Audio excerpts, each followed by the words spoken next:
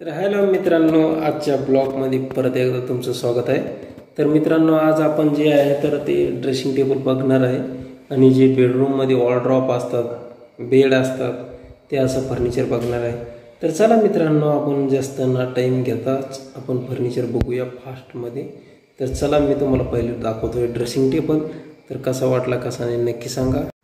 तर बघू शकता मित्रांनो, हा आहे ड्रेसिंग टेबल आणि हा ड्रेसिंग टेबलमध्ये आपल्याला प्रोफाईलचा दरवाजा लावायचा थोडासा बाकी आहे।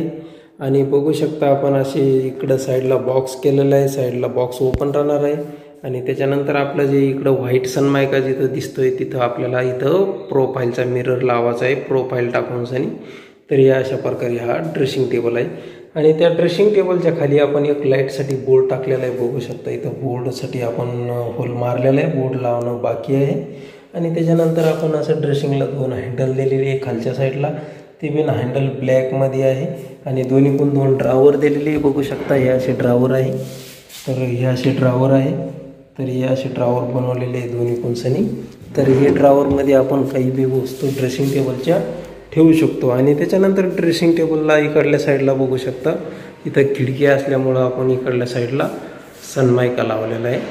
तर हे असा सनमायका घेतलेला आहे आपण तिथं, तर बघू शकता। आणि त्याच्यानंतर आपल्याला इथं जे पाठीमागं जे आहे तर ते बेडचं पाठीमागं हेडबोर्ड येणार आहे, त्यामुळं आपण इथं पाठीमागं क्लाउड सोडलेला आहे। आणि त्याच्यानंतर आपण एक साईड टेबल घेतलेला आहे, त्या साईड टेबलच्या वरती आपल्याला चार्जरीसाठी आपण बोर्ड सोडलेला आहे एक लाईटचा, कारण आपण इथं चार्जर वगैरे लावू शकतो। तर ह्या अशा पद्धतीचा हा बेड आहे आणि बेडला जो आहे आपण सनमायका लावलेला नाही, कारण सनमायकाचं काय व्हायलं बऱ्याचशा जागी प्रॉब्लेम यायले की सनमायकाचे कोर वगैरे लागता म्हणून सनी। तर त्याच्यामुळं आपण काय केलेलं आहे, यात ह्या बेडला कुशन करणार आहे। तर यांना आपण 12 mm असं कट करून देणार आहे आणि त्या 12 mm ला कुशन करणार आहे।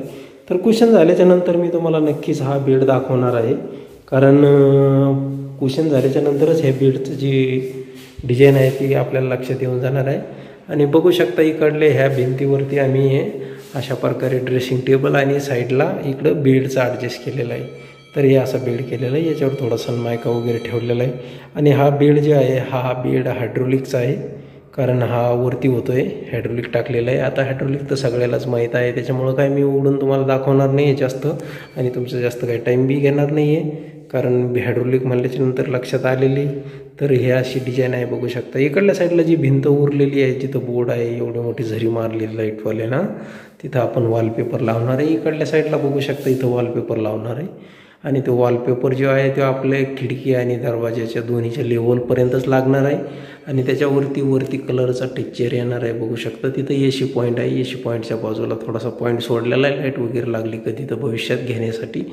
त्याच्यानंतर इकडं डोर दिलेला आहे, बघू शकता, कारण हे रो असेस असल्यामुळं पहिले दरवाजे झालेले होते, आपण फर्निचर बादमध्ये करायला लागलेलो आहे, पहिले दरवाजे केलेले होते ऑलरेडी। तर याच्यामध्ये सिमेंटच्या चौकटी दिलेल्या आहेत आहे ना। तर ही बेडरूम आहे आणि ह्या बेडरूममध्ये हे बेडचं असं सेटअप आहे। आणि नेक्स्ट व्हिडिओमध्ये मी तुम्हाला लगेच दाखवणार आहे वॉलड्रॉप ते बेडरूममध्ये कसं घेतलेलं आहे।